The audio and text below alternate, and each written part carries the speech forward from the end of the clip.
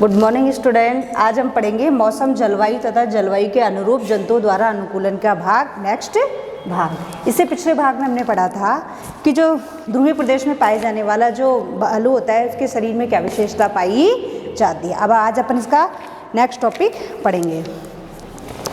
अपने पढ़ा था जो ध्रुवीय प्रदेश है उसमें एक तो भालू की विशेषता पढ़ी थी। आज अपन पढ़ेंगे पेंगुइन के बारे में कि पेंगुइन जो है उसके शरीर में क्या विशेषता पाई जाती है। जो पेंगुइन है ये ध्रुवीय प्रदेश में पाया जाता है। इसका शरीर भी कैसा होता है? श्वेत होता है। जो पेंगुइन है उसका शरीर कैसा होता है? बिल्कुल श्वेत होता है, जो बर्फ की पृष्ठभूमि में मिल जाता है। बर्फ की पृष्ठभूमि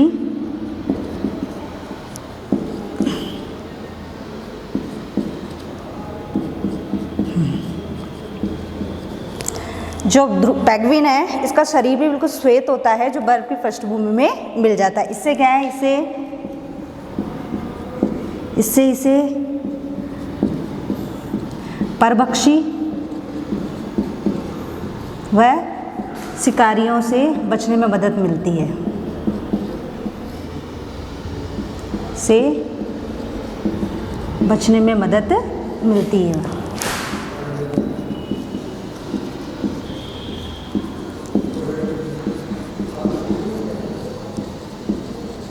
जो पेंगुइन है उसका शरीर श्वेत होता है, जो बर्फ की पृष्ठभूमि में मिल जाता है। इससे उसे परभक्षी या शिकारी से बचने में मदद मिलती है। इसकी दूसरी विशेषता है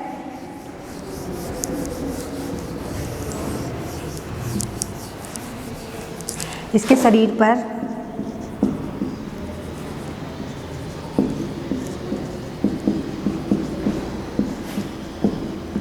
त्वचा की मोटी परत पाई जाती है।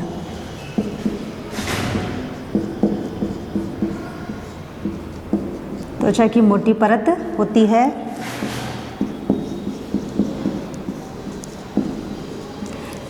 जो सर्दी से इसका बचाव करती है। सर्दी से इसकी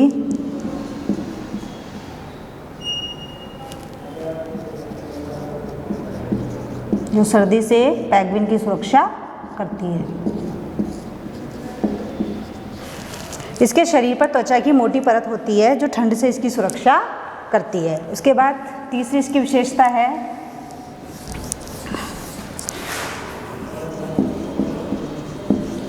पेंगुइन स्वयं को गर्म रखने के लिए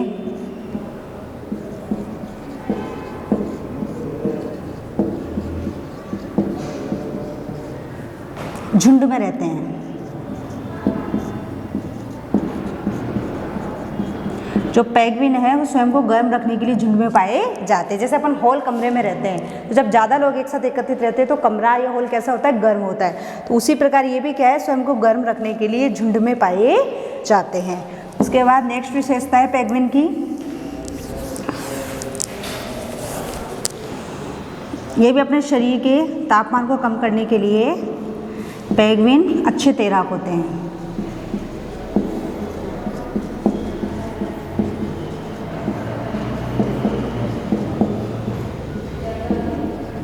ये जो पेंगुइन है ये भी क्या अपने शरीर के तापमान को कम करने के लिए पानी में तैरते रहते हैं। तो ये भी क्या अच्छे तैराक होते हैं। इनका शरीर धारा रेखित होता है।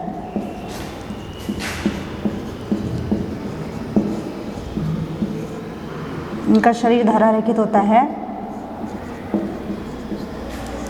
इनके पैरों में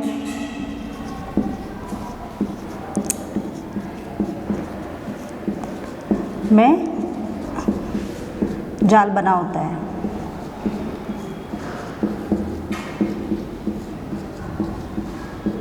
जिससे इन्हें जल में तैरने में सहायता मिलती है।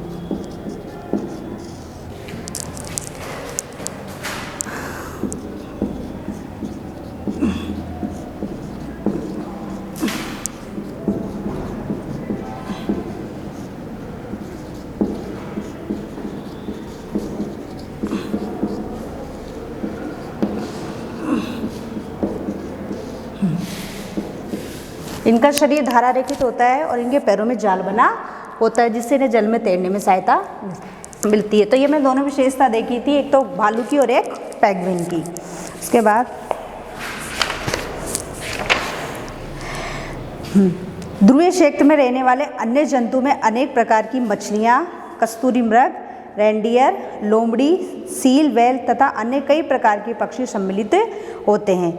जहाँ मछली ठंडे जल में लंबे समय तक रह सकती है, वही पक्षियों को जीवित रहने के लिए अपने शरीर को गर्म करना रखना आवश्यक होता है। मछली क्या लंबे समय तक पानी के अंदर रह सकती है, वही पक्षियों को अपने शरीर को गर्म करने के लिए गर्म रखना आवश्यकता है। इसी कारण अनेक प्रकार के पक्षी सर्दियों के आते ही अपेक्षाकृत गर्म स्थानों पर प्रवास के लिए चले जाते। जब उनके वहाँ पे मौसम ज़्यादा ठंडा होता है तो अपने शरीर को गर्म बनाए रखने के लिए एक स्थान से दूसरे स्थान पर चले जाते, जो कहलाता है प्रवास। और ऐसे पक्षी कहलाते हैं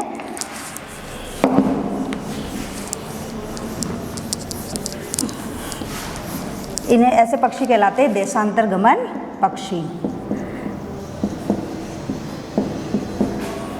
देशांतरगमन पक्षी जो सर्दी के मौसम से बचाव के लिए एक स्थान से दूसरे स्थान पर उड़कर दूसरे स्थान पर चले जाते हैं, ऐसे पक्षी कहलाते हैं देशांतरगमन पक्षी। सर्दियां समाप्त हो जाने पर वह पुनः अपने स्थान पर वापस लौट आते हैं। जैसे मौसम बदलता है, सर्दियां समाप्त होती है, ये वापस अपने स्थान पर लौट आते हैं।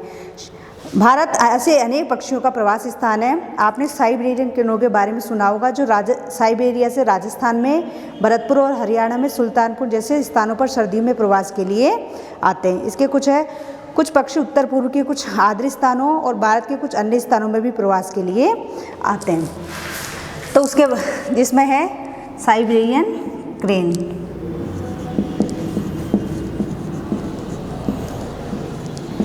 जो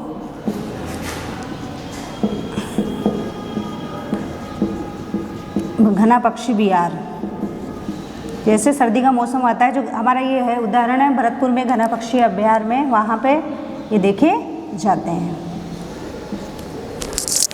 ठीक है, अब आज ये पढ़ा आपने, अब इसको क्या करना है, अब इसको वापस पढ़ के इस वीडियो को खोल के आपको इसको पूरे टॉपिक को देखना है। धन्यवाद।